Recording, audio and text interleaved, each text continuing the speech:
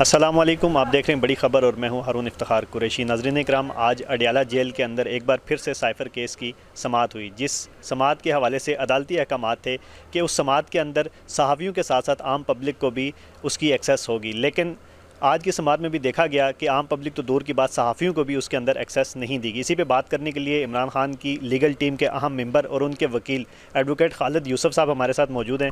Sir, ये बताइएगा कि आज जो समाअत हुई उसके हवाले से अदालती अहकामात थे कि सहाफ़ियों को भी एक्सेस होगी और आम पब्लिक को भी एक्सेस होगी, लेकिन हमने देखा कि पब्लिक तो बहुत दूर की बात है, सहाफ़ियों को भी एक्सेस नहीं दी गई। इसकी वजह क्या है? देखें, ये साइफर ट्रायल जिस तरह चलाया जा रहा है, जिस तरह ये केस पहले भी चलाया गया, जिसको इस्लामाबाद हाई कोर्ट ने सिर्फ इस बुनियाद पे कलअदम करार दे दिया कि ये एक सीक्रेट ट्रायल के तर्ज पे चलाया जा रहा है और उसमें जो अदालत के अख्तियारात होते हैं किसी भी ट्रायल को इन कैमरा या ओपन डिक्लेयर करने के, वो सुपरिटेंडेंट जेल की तरफ से इस्तेमाल किए जा रहे थे।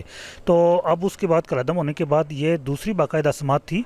गुज़िश्ता तारीख पे 3 सहाफ़ियों को इजाज़त दी गई, वो भी उस वक्त जब हमारी तरफ से अदालती कार्रवाई का बाइकआउट किया गया और खान साहब ने खुद भी बाइकआउट किया। तो आज ये था कि आज 7 सहाफ़ियों को वहाँ अंदर जाने की इजाज़त दी गई और लेकिन उनको भी एक ऐसी साइड पोर्शन पे वहाँ जगह दी गई ताकि वो खान साहब से इंटरेक्शन न कर सकें, उनको देख न सकें, उनसे बात न कर सकें। और लेकिन फिर भी अदालती कार्रवाई के अख्ताम के बाद खान साहब ने बिल्कुल सामने खड़े होकर सहाफ़ियों से मुखातब हुए। इनकी हमेशा से कोशिश यही रही है कि जब से खान साहब कैद हुए तो खान साहब से पब्लिक का इंटरेक्शन ना हो, आवाम का इंटरेक्शन बिल्कुल ना हो और आवाम तक खान साहब की कोई बात भी ना पहुँचे, लेकिन वो इसमें अब नाकाम हो चुके हैं। अच्छा, ये जिस हवाले से चल रहा है कि सहाफ़ियों को एक्सेस नहीं दी जा रही, अदालती बड़े सख्त अहकामात थे, इसकी तौहीन अदालत की कार्रवाई बनती है और किसके ख़िलाफ़ बनती है? लेकिन जी, इसमें तौहीन अदालत की कार्रवाई बिल्कुल बनती है और सुपरिटेंडेंट जेल के ख़िलाफ़ बनती है। वो अदालती अख्तियारात को इस्तेमाल कर रहा है, जो ज़ाब्ता फ़ौजदारी के तहत जो किसी भी ट्रायल को इन कैमरा या ओपन कोर्ट डिक्लेयर करने का अख्तियार है, वो बेसिकली अदालत का होता है और वो सुपरिटेंडेंट या किसी अथॉरिटी के पास बिल्कुल भी नहीं है। और इस्लामाबाद हाई कोर्ट ने पहले भी इसी बुनियाद पर उसको जो कलअदम करार दी थी, वो भी इसी बुनियाद पर कि वो अख्तियारात अदालत की तरफ से नहीं इस्तेमाल किए गए थे। और ये जहाँ जिस तरह सुपरिटेंडेंट जेल अपने अख्तियारात इस्तेमाल कर रहा है, अदालत के अख्तियारात इस्तेमाल कर रहा है, तो ये बेसिकली कंटेम्प्ट ऑफ कोर्ट के अंदर भी आता है और रूल की वायलेशन के अंदर भी आता है और कानून की वायलेशन के अंदर भी आता है। वकला को भी उस तरह इजाज़त नहीं दी जाती और सहाफ़ियों को भी इजाज़त उस तरह नहीं दी जाती। कम अज़ कम सुबह 30 से 40 के करीब सहाफ़ी इंटरनेशनल, नेशनल और लोकल जितने भी थे वो वहाँ मौजूद थे, लेकिन उनमें से सिर्फ 7 को इजाज़त दी गई है और हमारी कोशिश है कि ज़्यादा से ज़्यादा मीडिया को अंदर जाने की इजाज़त दी जाए। अच्छा, एक तो आज की समाअत के हवाले से भी बताएं कि आज की समाअत का अहवाल क्या रहा, खान साहब के किस तरह की गुफ्तगू रही टीम के साथ, और दूसरा ये भी बताइएगा कि जैसे आपने कंटेम्प्ट ऑफ कोर्ट की बात की, तो इस हवाले से कोई प्लानिंग है लीगल टीम की या खान साहब की तरफ से कोई अहकामात हैं कि इसके हवाले से भी कुछ देखा जाए, कोई अपील दायर की जाए? देखें, खान साहब आज जैसे ही प्रोसीडिंग का आगाज़ हुआ है, खान साहब कोर्ट के अंदर आए, वो आके कॉर्नर में आके बैठ गए और अदालती कार्रवाई का आगाज़ हुआ है। हमारे दलाइल हुए हैं, उसके बहस होती रही है, दलाइल होते रहे और फिर उसके बाद जैसे ही अदालती कार्रवाई में थोड़ा सा वक्फ़ा हुआ है, फिर वकला की और खान साहब की आपस में इंटरेक्शन हुई है और फिर उसके बाद जैसे अदालती कार्रवाई ख़त्म हुई है, उसके बाद खान साहब मीडिया वाले सेक्शन की तरफ गए, जो पोर्शन अलग किया हुआ था, दरमियान में एक पार्टीशन खड़ी करके, तो खान साहब वहाँ गए और उन्होंने वहाँ जो सहाफ़ी मौजूद थे, जो रिपोर्टर्स वहाँ मौजूद थे, उनसे उन्होंने गुफ्तगू की है और अपना मौक़िफ़ बयान किया, जो इस वक्त आप देख रहे हैं कि ट्विटर पर चल भी रहा है। अलबत्ता वहाँ जो पब्लिक को इजाज़त दी गई थी, पब्लिक के नाम पर वहाँ कोई अननोन लोग, अनजान लोग बैठाए गए थे जिनको हम नहीं जानते और ना ही कभी हमने पहले देखा, और उनके चेहरे कोई अजीब से पथराए से चेहरे होते हैं जिनसे पता ही नहीं चल रहा होता ये पब्लिक है या आम आदमी है। देखें, खान साहब का केस है, उनकी केसों को देखने के लिए, उनकी समाअत करने के लिए आम पब्लिक आती है, उनके चाहने वाले आते हैं या उनके ज़्यादा मुखालफिन आएंगे, लेकिन वहाँ ये होता है कि वो जो आए होते हैं वो बिल्कुल सपाट चेहरा होता है, ना उनका खुशी का कोई जज्बा होता है, ना ही कोई दूसरा किसी किस्म का उनके चेहरों के ऊपर तासरात होते हैं, बिल्कुल सपाट चेहरे होते हैं जिससे हम बिल्कुल अंदाज़ा लगा सकते हैं कि वो कौन लोग हैं। तो इस हवाले से खान साहब की तरफ से कोई अहकामात आपको या टीम को दिए गए हैं कि आपने इस पे नेक्स्ट ये स्टेप उठाना है कंटेम्प्ट ऑफ कोर्ट के हवाले से? या कोई देखें, खान साहब की पिछली तारीख पे भी हमें यही हिदायत थी कि आपने ये मीडिया को अलाउ करवाना है और मीडिया को हर सूरत में आपने मीडिया की एक्सेस देनी है और फिर इंशाल्लाह आज उसमें हम इस हद तक कामयाब हुए कि 7 लोगों को इजाज़त मिली और इंशाल्लाह अगली बार हमारी कोशिश है कि ज़्यादा लोगों को, ज़्यादा मीडिया के लोगों को वहाँ इजाज़त दी जाए।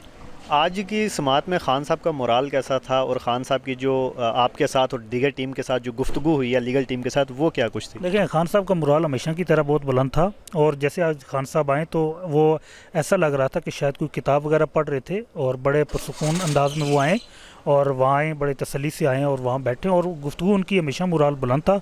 और उन्होंने सियासी गुफ्तगू की है, उन्होंने इलेक्शन के हवाले से गुफ्तगू की है, उन्होंने अवाम के जो नुकसान हो रहा है मुल्क को उसके ऊपर गुफ्तगू की है, उन्होंने जो ओवरसीज़ पाकिस्तानी उनके हवाले से गुफ्तगू की है, जो नौजवानों के हवाले से गुफ्तगू की है, जिस तरह नौजवान मुल्क को छोड़ के जा रहे हैं उस पर गुफ्तगू की है।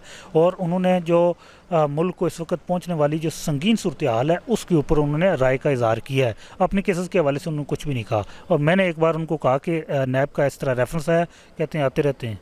अच्छा, जैसे आपने बात की कि उन्होंने सियासी गुफ्तगू भी की, बैरिस्टर गोहर जब से चेयरमैन बने उसके बाद हमने देखा कि अकबर एस बाबर साहब आए, उन्होंने प्रेस कॉन्फ्रेंस की, उसमें ये कहा गया कि लेवल प्लेइंग फील्ड की बात पीटीआई तो करती है, लेकिन जब इंट्रा पार्टी इंतखाबात हुए तो उसमें लेवल प्लेइंग फील्ड नहीं दी गई, ना वोटर लिस्टें जारी की गई, ना ही उसमें लोगों को ये हक दिया। उस हवाले से कोई बात की उन्होंने? देखें अकबर एस बाबर को तो पार्टी से पहले ही निकाल दिया गया था, ठीक है, उसका तो पार्टी के ऊपर कोई हक ही नहीं, वो क्लेम ही नहीं कर सकता कि वो पार्टी का मेंबर है, ठीक हो गया।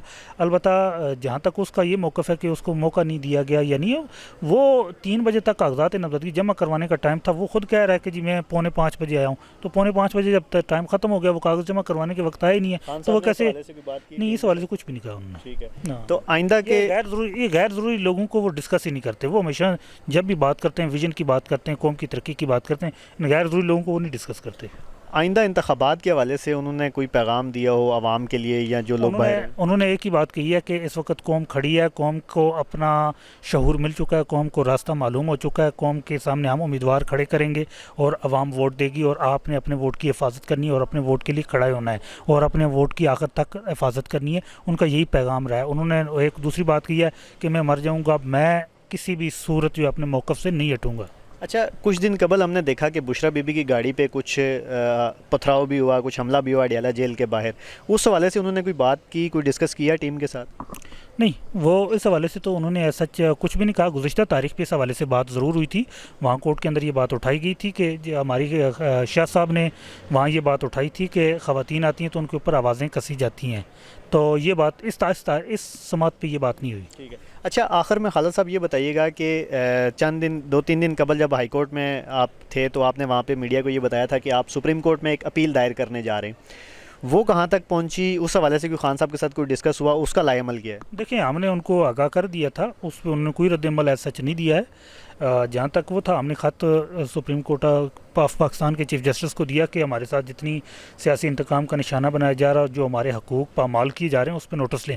लेकिन उन्होंने उसके बजाय, वो नोटिस लेने के बजाय एलामिया जारी किया कि सुप्रीम कोर्ट को दबाव में नहीं लाया जा सकता, चीफ जस्टिस को दबाव में नहीं लाया जा सकता। उस पर हम खुद भी अभी तक वो एक सदमे की कैफियत में है कि एक इंसाफ फराहम करने वाला, जिसके ऊपर जो पूरे पाकिस्तान की सबसे बड़ी अदालत है और आखिरी अदालत है, उसके तरफ से ये अगर एलामिया आ जाए इस जुल्म और नाइंसाफ़ी पे, तो वो हम उस पर अभी ज़हनी तौर पे हम ये तवक्को नहीं कर पा रहे थे। ठीक है। नाज़रीन इकराम, एडवोकेट खालिद यूसुफ चौधरी साहब हमारे साथ मौजूद थे। आज की जो अडियाला जेल के अंदर जो समात हुई, जो कार्रवाई हुई, उसका अहवाल बता रहे थे। आज के प्रोग्राम में इतना ही।